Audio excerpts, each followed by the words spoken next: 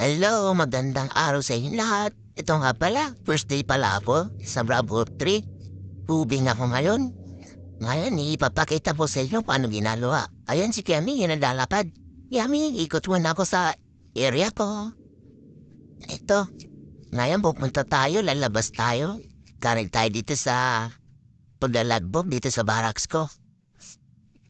Dito sa lungga, ayan, palabas na tayo. Ayan, dito na tayo. Ngayon, hanapin natin yung mga illegal parking. Ipapalipat lang naman natin sila sa mga tamang parking. Pagkaon natin na lipat sila sa parking area kasi illegal parking. Bawal kasi mag-park dito sa kahabaan ng street na ito. Ito, minawataan na to sa kabilang kalsada. Medyo malinis dito sa kalsada ko ngayon. Ngayon, mag-U-turn ako ngayon dito. Nakita kong bus.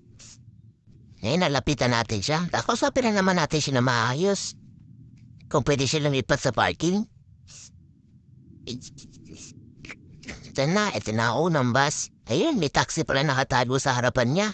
Kung misita, hindi natin yan. Pero po sabi mo natin itong bus dito, lumipat sa parking. Yan, napapayag natin siya. Ito rin. Kausapin din natin na maayos. Na kung magtatagal, lipat sa parking. Mukhang babiyahe na agad siya. Nagpahinga na siguro siya saglit. Pero alis na rin naman siya. Eto, may nakita pa ako dito. Malaking sasakyan, SUV. Lapitan natin. Pick up pala to. Nagkamali ako. Kausapin lang din naman natin na ilipat niya lang sa parking area. At bawal magparada dito sa kabahan. Ito nga pala, naalala ko. Medyo matagal ng usapan namin dito. Iwa-forward ko na lang din naman. Para hindi lang ating video. Ayan, makausap ko na siya.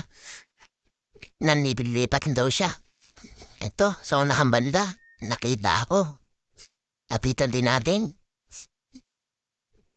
Dito kasi sa street na to, bawal lang magparada kasi daanan ito. Magkakaroon ng traffic, kakabulbul ang traffic. Kaya dapat malinis ang kalsada natin. Yan. Ay, usapan naman sila na maayos. Nadali naman sila po sa akin ngayon. Check natin kung may nagparada. Ay, nag-alisa na yung mga sinita natin.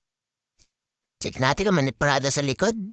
Baka pag alis natin may nagparada bigla.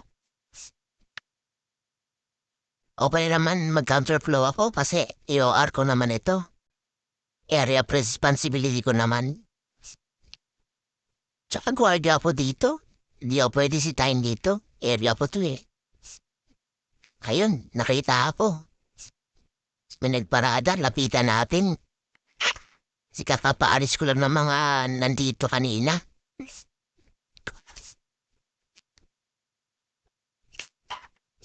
Ayan, kita natin.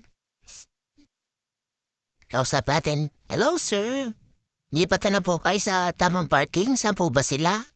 Kasi bawal po mag-standby dito sa pabaan ng street na ito. Mabasa may biglang dumaan na VIP. Ayun. Napagtanto ko. Empleyado pala siya dyan sa building. Sorry, sir. First day ko ngayon. Diretso na daw siya sa parking. Dito sa building.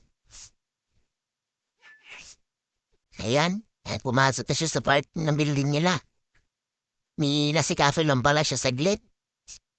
Ngayon, pagka-check natin dito sa area nito, wala na pa tayo nakita. Diretso na tayo sa paglalagbo. Doon sa isa natin lagbo. Oops, may taxi pala dito. Sitahin din natin. Ito yung kaninan, silita ko sa unahan. Mabantay lang pala siya.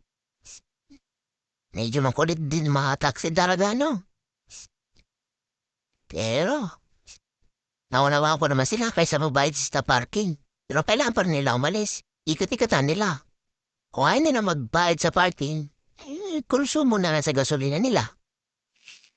Diretso na tayo doon sa pagsusulatan ng logbook na isa. Medyo malayo pa. Iika tayo pero irubigmin natin itong area ko. Kung makita tayo na bawal, sitayin natin.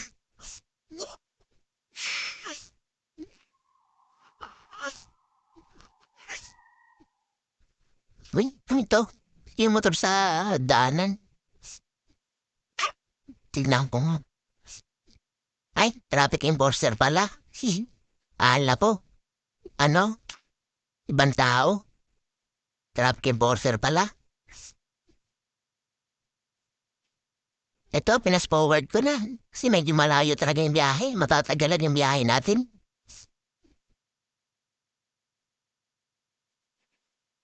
Pupunta tayo sa admin. Magdalagbook lang tayo sa admin para i-update ang monitoring. Medyo malayo lang. Medyo ikat-kat ko na lang. Pero maganda yung lugar namin. Mapudo. Di siya mainit. Pero may araw din na sobrang init talaga. Pagtirik na tirik ang araw.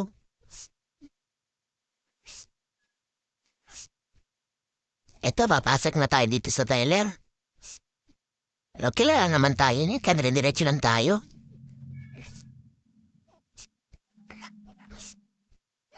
Eto na, maglalagbook na ako. Park lang ako saglit. Okay, tapos na maglagbook. Break na ulit tayo sa duty natin. Mag-rubing-rubing ulit tayo. Ikutin natin ang aking area. Baka may nakapag-park na.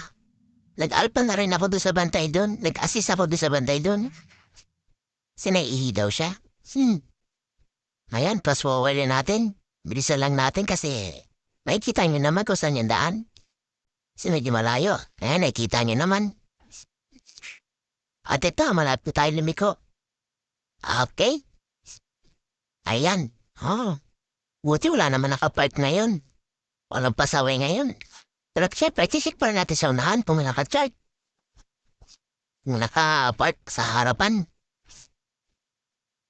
Mukhang okay naman. Malinis.